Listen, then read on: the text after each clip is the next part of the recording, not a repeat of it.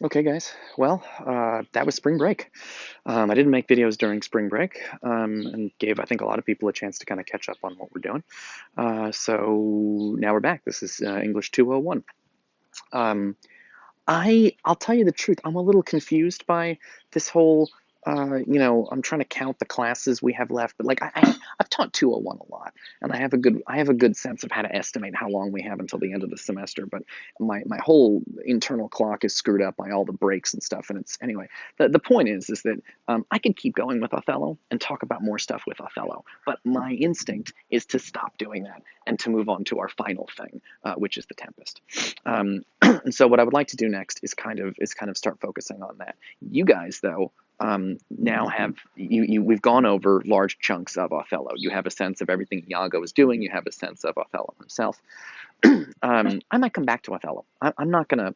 I'm not saying I'm never coming back to Othello again. There's a good chance I'm going to run out of Tempest material and go back and teach more Othello stuff. But I thought it would be a good idea just to move forward for now, just in case I run out of time. So anyway, I'm moving on to the Tempest. There was a movie version of The Tempest directed by a woman named Julie Taymor. I think it came out in about 2011. It's kind of a goofy movie. It's got Alan Cummings in it, who played Nightcrawler in the X-Men movies. It's got Ben Whishaw in it, who is Paddington the bear, which is a fucking great movie, by the way. Paddington is awesome. Anyway, it's a pretty fun little movie. It's got the woman Felicity Jones from Rogue One, and it's got Helen Mirren in it. And you guys might know Helen Mirren from a brief role she had as Jason Statham's mom in Fast and the Furious. But Helen Mirren is awesome, and it's a pretty cool movie. So my recommendation is that you go watch that. Now, I didn't have you guys buy a textbook in this class. You might have to pay money to see the Tempest. To see the Tempest. You may have to just go on like Amazon Prime or something and pay for it, or YouTube and pay for it. I didn't make you guys buy any books for this class, so I think it's not crazy to ask you to spend like $3 or $4 to rent a movie. But obviously, you don't have to. I have no way of checking to see if you really did it or not. I just think that if you see the movie, it's going to make all these videos, much easier to follow. Because you'll really have a much better idea of what's going on, of who these characters are. I imagine that some of you guys are going to be like, "Fuck it, I'm not going to watch the movie. I'm just going to watch the videos that I'm making."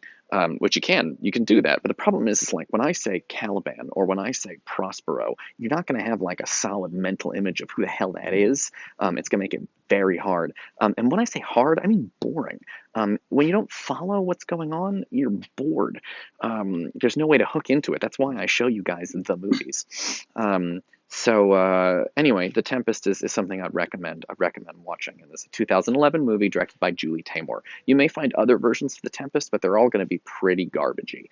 They're going to be like a stage play that somebody recorded with an iPhone, and they're going to look like shit. Don't watch those. And even the movie has some. The movie is pretty good, but it has some massive problems. Just in terms of the special effects budget's pretty low. So anyway, I recommend that you maybe you pause here and go watch The Tempest and come back and watch these. So that's my recommendation for moving forward. Other things you could do that would be useful would be to read The Tempest.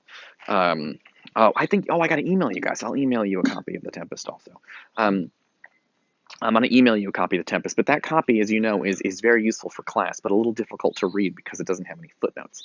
There's nothing to help you. So there's a No Fear Shakespeare edition of The Tempest that you might already have. I recommended buying that as a resource. You can also, it's on SparkNotes, so if you go to SparkNotes and go No Fear, if you just Google search No Fear Shakespeare Tempest, it'll come up on SparkNotes, and that'll give you a modern-day English translation of The Tempest, which might be something useful. Shakespeare's very famous, so if you look for The Tempest in another language, if you prefer Spanish or Korean, it has certainly been translated into those. A little Google searching might help you. By the way, if you find a good copy of The Tempest in another language, email it to me because I'd love to have it in a file so I can give it to other students who speak Arabic or whatever it is that you looked up. Okay,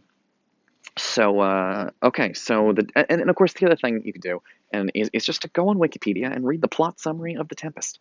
At the bare minimum, it'll at least make it easier to follow these lectures. You'll know who the characters are, basically.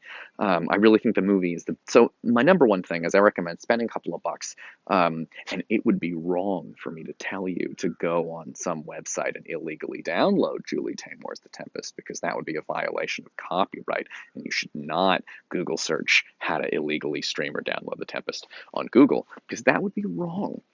But my number one piece of advice for getting started on this play is to watch the movie version of The Tempest, directed by Julie Taymor. Second best would be to read it in translation. And then third best, I think, would just be to read it in translation by Google searching "No Fear Shakespeare Tempest," and reading it. It's like gives you like a side by side thing where you have the one copy of The Tempest by Shakespeare and then the modern day translation on the other side. But a Wikipedia summary if you don't want to do any of that. At least the Wikipedia summary won't take you too long to do. But that's my recommendation for kind of getting started on The Tempest.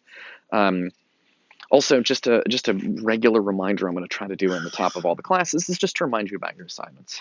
There really aren't late papers. That's not a thing anymore. Just get it to me when you can get it to me. There's no such thing as late commenting. If you're just starting on the blog, actually nobody who's just starting on the blog would be watching this, but you know the point is if you comment on older posts, I see them. Goes right to my email box. I'm so far I've managed to reply to every single one of your comments. I think I'm doing a pretty good job keeping up with them. I treat them like email that I have to answer. So, put comments on the blog.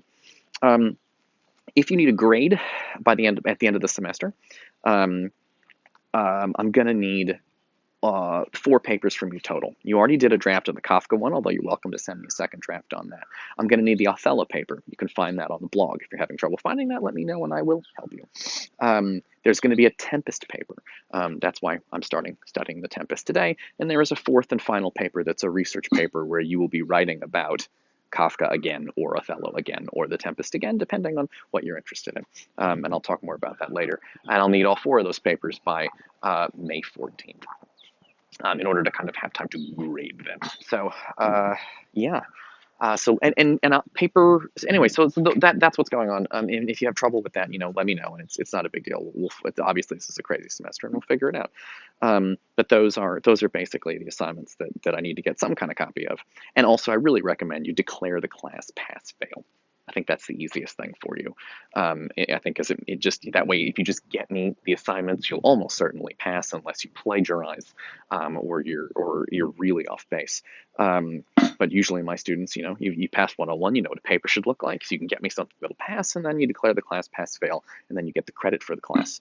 Because it's a crazy semester, and it's nuts. So anyway, those are my recommendations. So just as a brief recap, I recommend you watch the Tempest movie directed by Julie Taymor.